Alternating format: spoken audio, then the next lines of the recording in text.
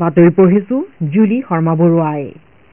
এতিয়া প্ৰধান বাতৰিসমূহ হ'ল নিৰ্বাচন আয়োগে আসন্ন লোকসভা আৰু বিধানসভা নিৰ্বাচনৰ সময়ছোৱাত পৰিৱেশৰ দৃষ্টিকোণৰ পৰা বহনক্ষম নিৰ্বাচনৰ হকে মত পোষণ কৰিছে। ৰাষ্ট্ৰপতি শ্ৰীমতী দ্ৰৌপদী মুৰ্মু, উপৰাষ্ট্ৰপতি জগদীপ ধনখৰ আৰু প্ৰধানমন্ত্ৰী নৰেন্দ্ৰ মোদীয়ে ফাকুৱা উপলক্ষে জনসাধাৰণক শুভেচ্ছা জ্ঞাপন কৰিছে।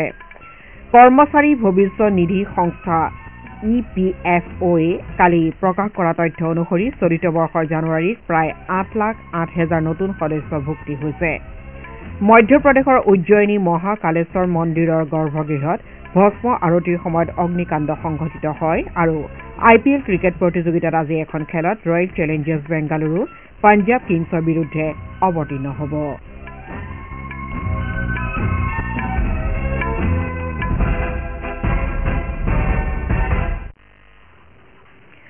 নিৰ্বাচন আয়োগে আসন্ন লোকসভা আৰু বিধানসভা নিৰ্বাচনৰ সময়ছোৱাত পৰিৱেশৰ দৃষ্টিকোণৰ পৰা বহনক্ষম নিৰ্বাচনৰ হকে মত পোষণ কৰিছে।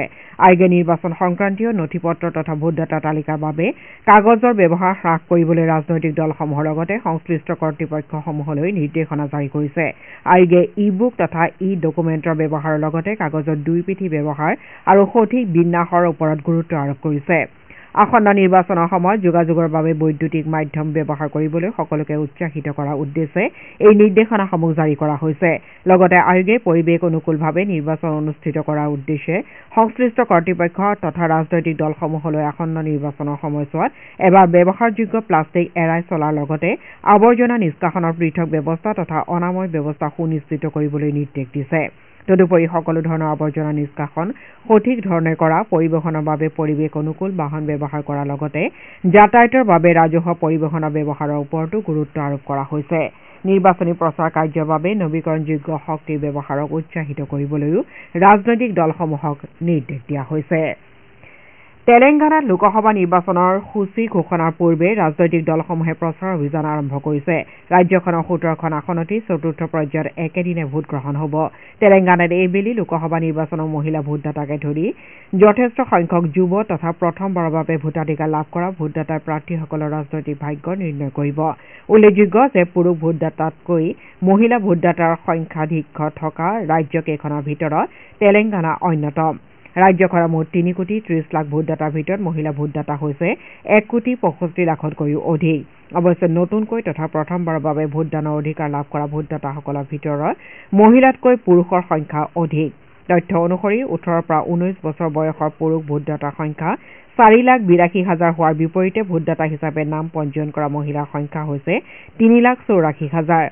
ৰাজ্যখনত অহা 13 মেত হ'বলগীয়া চতুৰ্থ পৰ্যায়ৰ নিৰ্বাচনত 17টা সমষ্টিতে মুঠ 19,356টা ভোটগ্ৰহণ কেন্দ্ৰ আছে। এই সমষ্টিসমূহৰ ভিতৰত 3টা সমষ্টি অনুসূচিত জাতিৰ বাবে সংৰক্ষিত হৈ থকাৰ বিপৰীতে 2টা সমষ্টি অনুসূচিত জনজাতিৰ বাবে সংৰক্ষিত হৈ আছে। সমগ্ৰ দেশতে আজি ৰঙৰ উৎসৱ ফাকুৱা উদযাপন কৰা হৈছে। বৰ্ষা ঋতুৰ আগমনৰ প্ৰাক্ষণত উদযাপন কৰা এই উৎসৱে অশুভ শক্তিৰ ওপৰত শুভ শক্তিৰ জয়কে সূচায়। আজিৰ দিনটোত জনসাধাৰণে এজনে আনজনক ৰং সনাৰ লগতে শুভেচ্ছাৰ বিনিময় তথা জ্যেষ্ঠসকলৰ পৰা আশীৰ্বাদ লয়। ৰাষ্ট্ৰপতি শ্ৰীমতী দ্ৰৌপদী মুৰ্মু, উপৰাষ্ট্ৰপতি জগদীপ ধনখৰ আৰু প্ৰধানমন্ত্ৰী নৰেন্দ্ৰ মোদীয়ে ফাকুৱা উপলক্ষে জনসাধাৰণক শুভেচ্ছা জ্ঞাপন কৰিছে। ৰাষ্ট্ৰপতিগৰাকীয়ে সামাজিক মাধ্যমৰ জৰিয়তে ফাকুৱাক সমন্বয়ৰ উৎসৱ আখ্যা দি কয় যে এই উৎসৱ ভাৰতৰ অতুলনীয় সাংস্কৃতিক ঐতিহ্যৰ জীৱন্ত প্ৰতীক। শ্ৰীমতী মুৰ্মুৱে কয় যে এই উৎসৱে জনসাধাৰণৰ মাজত প্ৰেম, একতা আৰু ভাতৃত্বৰ অনুভৱ জাগ্ৰত কৰে। তেওঁ লগতে ফাকুৱাই সকলোৰে জীৱনলৈ সুখ আৰু সমৃদ্ধি কঢ়িয়াই আনিব বুলি আশা প্ৰকাশ কৰে। উপৰাষ্ট্ৰপতি জগদীপ ধনখৰে এই উৎসৱে সকলোৰে মাজত ভাতৃত্ববোধৰ বান্ধোন দৃঢ় কৰি তোলে বুলি উল্লেখ কৰে। তেওঁ লগতে জনসাধাৰণে ফাকুৱাৰ জৰিয়তে বসন্তক আদৰণি জনায় বুলি উল্লেখ কৰে। শ্ৰীধনখৰে কয় যে ফাকুৱা হৈছে জীৱন উদযাপন তথা প্ৰকৃতিক প্ৰাচুৰ্যৰ প্ৰতীক। উপৰাষ্ট্ৰপতিগৰাকীয়ে ফাকুৱাই জনসাধাৰণৰ জীৱনলৈ সুখ, আশা আৰু সমন্বয় কঢ়িয়াই আনিব বুলি আশা প্ৰকাশ কৰে। প্ৰধানমন্ত্ৰী নৰেন্দ্ৰ মোদীয়েও ৰঙৰ উৎসৱে সকলোৰে জীৱনলৈ নতুন শক্তি আৰু উদ্যম কঢ়িয়াই আনিব বুলি আশা প্ৰকাশ কৰে। হলি উৎসৱৰ পৰিপ্ৰেক্ষিতত ৰেপিড মেট্ৰ' আৰু এয়াৰপৰ্ট এক্সপ্ৰেছ লাইনকে ধৰি দিল্লী মেট্ৰ'ৰ সকলো লাইনতে দিনৰ 2:30 মেট্ৰ' সেৱা উপলব্ধ নহ'ব। ইয়াৰ পাছত সকলো লাইনৰ টাৰ্মিনেল ষ্টেচনৰ পৰা সেৱাসমূহ পুনৰ আৰম্ভ হ'ব। তদুপৰি দুপৰীয়া 2 বজাৰ পিছত দিল্লী পৰিবহণ নিগমৰ বাছ সেৱা আৰম্ভ হ'ব। শ্ৰোতাসকলে বাতৰি শুনিছে আকাশবাণীৰ পৰা।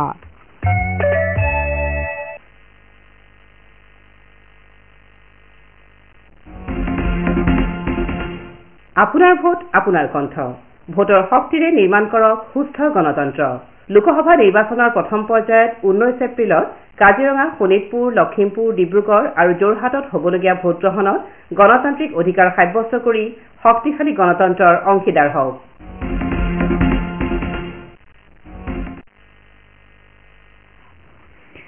কৰ্মচাৰী ভৱিষ্যত নিধি সংস্থা EPFOয়ে কালি প্ৰকাশ কৰা তথ্য অনুসৰি চলিত বৰ্ষৰ জানুৱাৰীত প্ৰায় 8,08,000 নতুন সদস্য ভুক্তি হৈছে। কেন্দ্ৰীয় শ্ৰম মন্ত্ৰালয়ে এটা বিবৃতিযোগে প্ৰকাশ কৰা অনুসৰি এই সময়ছোৱাত পঞ্জীভুক্ত হোৱা মুঠ নতুন সদস্যৰ 56%তকৈও অধিক সদস্য হৈছে 18 পৰা 25 বছৰ বয়সৰ। মন্ত্ৰালয়ে প্ৰকাশ কৰা অনুসৰি সংগঠিত ক্ষেত্ৰৰ নতুনকৈ যোগদান কৰা লোকসকলৰ অধিকাংশই হৈছে যুৱক-যুৱতী তথা প্ৰথমবাৰৰ বাবে কৰ্মসংস্থাপন লাভ কৰা লোক। সংস্থাটোৱে প্ৰকাশ কৰা তথ্যৰ লিংগ ভিত্তিক বিশ্লেষণৰ জৰিয়তে জানিব পৰা মতে 8,08,000 নতুন সদস্যৰ ভিতৰত 2,05,000 হৈছে মহিলা। শ্ৰীলংকাৰ মদিন পয়াৰ শুভ অনুষ্ঠান উদযাপন কৰাৰ সময়তে ভাৰতৰ উচ্চায়ুক্তই কলম্বোৰ শ্ৰী শম্ভুধি মহাবিহাৰ মন্দিৰত বৌদ্ধ প্ৰদৰ্শনী উন্মোচন কৰে।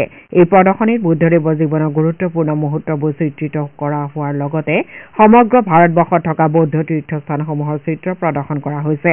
অনুষ্ঠানত শ্ৰীলংকাত থকা ভাৰতৰ উচ্চায়ুক্ত সন্তোষ ঝা, শ্ৰী শম্ভুধি বিহাৰায়াৰ মুখ্য পুৰোহিতকে ধৰি বিশিষ্ট লোক উপস্থিত থাকে। মধ্যপ্ৰদেশৰ উজ্জয়িনী মহাকালেশ্বৰ মন্দিৰৰ গৰ্ভগৃহত ভস্ম আৰতিৰ সময়ত অগ্নিকাণ্ড সংঘটিত হয়। ঘটনাত পুৰোহিতগৰাকীকে ধৰি কেইবাগৰাকী লোক আহত হয়। আহতসকলক ইন্দোৰ আৰু উজ্জয়িনী চিকিৎসালয়ত ভৰ্তি কৰা হয়। উজ্জয়িনীৰ আয়ুক্ত নীৰজ সিঙে ঘটনা সন্দৰ্ভত তদন্তৰ নিৰ্দেশ দিছে। ৰাজ্যখনৰ মুখ্যমন্ত্ৰী ডঃ মোহন যাদৱেও দোষীৰ বিৰুদ্ধে কঠোৰ পদক্ষেপ গ্ৰহণৰ নিৰ্দেশ দিছে। কেন্দ্ৰীয় গৃহমন্ত্ৰী অমিত শ্বাহে ঘটনা সন্দৰ্ভত মুখ্যমন্ত্ৰীগৰাকীৰ সৈতে কথা পাতে। সামাজিক মাধ্যমৰ জৰিয়তে দিয়া এটা বাৰ্তাত শ্ৰীশ্বাহে কয় যে স্থানীয় প্ৰশাসনে ঘটনাত আহত লোকসকলক উপযুক্ত চিকিৎসা তথা সকলো সাহায্য প্ৰদান কৰিছে। আকাশবাণী বাতৰি সেৱা বিভাগৰ দ্বিভাষিক ফোন ইন অনুষ্ঠান পাব্লিক স্পীকত আজি নিশা 9:30 বজাত দেশত ষ্টাৰ্টআপ পৰিস্থিতি তন্ত্ৰ শক্তিশালী কৰি তোলাৰ ক্ষেত্ৰত অত্যাধুনিক প্ৰযুক্তি ব্যৱহাৰ সন্দৰ্ভত ভাৰতীয় ইলেক্ট্ৰনিক উদ্যোগ সংঘৰ সাধাৰণ সচিব ৰাজু গোৱেলৰ সৈতে হোৱা এটি আলোচনা প্ৰচাৰ কৰা হ'ব। আগ্ৰহী শ্ৰোতাসকলে অনুষ্ঠান চলি থকাৰ সময়ত 011-2371710 আৰু 011-233-14444 নম্বৰ ফোন কৰি ষ্টাৰ্টআপ পৰিস্থিতি তন্ত্ৰৰ বিভিন্ন দিশ সন্দৰ্ভত সচিবগৰাকীক প্ৰশ্ন সুধিব পাৰিব। তেওঁলোকে লগতে হোৱাটছএপ যোগে 9289094044 নম্বৰলৈ প্ৰশ্ন প্ৰেৰণ কৰিব পাৰিব। আকাশবাণী FM গোল্ড চেনেল আৰু অতিৰিক্ত ফ্ৰিকুৱেঞ্চিসমূহত এই অনুষ্ঠান শুনিবলৈ পোৱা যাব। IPL ক্ৰিকেট প্ৰতিযোগিতাত কালি জয়পুৰৰ ছাৱাই মানসিং ইণ্ডোৰ ষ্টেডিয়ামত অনুষ্ঠিত খেলত ৰাজস্থান ৰয়েলছে লক্ষ্ণৌ ছুপাৰ জায়েণ্টছক 20 ৰানত পৰাস্ত কৰে। লক্ষ্ণৌৱে 194 ৰানৰ বিজয় লক্ষ্যৰে খেল আৰম্ভ কৰি নিৰ্ধাৰিত 20 অভাৰত 6টা উইকেট হেৰুৱাই 173 ৰানহে কৰিবলৈ সমৰ্থ হয়। লক্ষ্ণৌৰ হৈ নিকলাছ পুৰাণে 64 ৰান কৰি অপৰাজিত হৈ থকাৰ লগতে অধিনায়ক KL ৰাহুলে 58 ৰান কৰে। ইয়াৰ পূৰ্বে ৰাজস্থানে প্ৰথমে বেট ধৰি নিৰ্ধাৰিত অভাৰত 4টা উইকেট হেৰুৱাই 193 ৰান কৰে। দলটোৰ হৈ সঞ্জু চেমছনে 82 ৰান কৰে। ইপিনে আহমেদাবাদৰ নৰেন্দ্ৰ মোদী ষ্টেডিয়ামত অনুষ্ঠিত দ্বিতীয়খন খেলত গুজৰাট টাইটান্ছে মুম্বাই ইণ্ডিয়ানছক 6 ৰানত পৰাস্ত কৰে। গুজৰাট টাইটান্ছে মুম্বাই ইণ্ডিয়ানছৰ 168 ৰানৰ লক্ষ্য নিৰ্ধাৰণ কৰি দিয়ে। প্ৰত্যুত্তৰত মুম্বাই নিৰ্ধাৰিত 20 অভাৰত 9টা উইকেট হেৰুৱাই 162 ৰানহে কৰিবলৈ সমৰ্থ হয়। প্ৰতিযোগিতাত আজি বেংগালুৰুৰ এম চিন্নাস্বামী ষ্টেডিয়ামত হ'বলগীয়া এখন খেলত ৰয়েল চেলেঞ্জাৰ্ছ বেংগালুৰু পঞ্জাৱ কিংছৰ বিৰুদ্ধে অৱতীৰ্ণ হ'ব। খেলখন সন্ধিয়া 7:30 বজাত অনুষ্ঠিত হ'ব। বাতৰি শেষ কৰাৰ আগে প্ৰধান বাতৰি কেইটামান আকৌ এবাৰ পঢ়ি দিছো।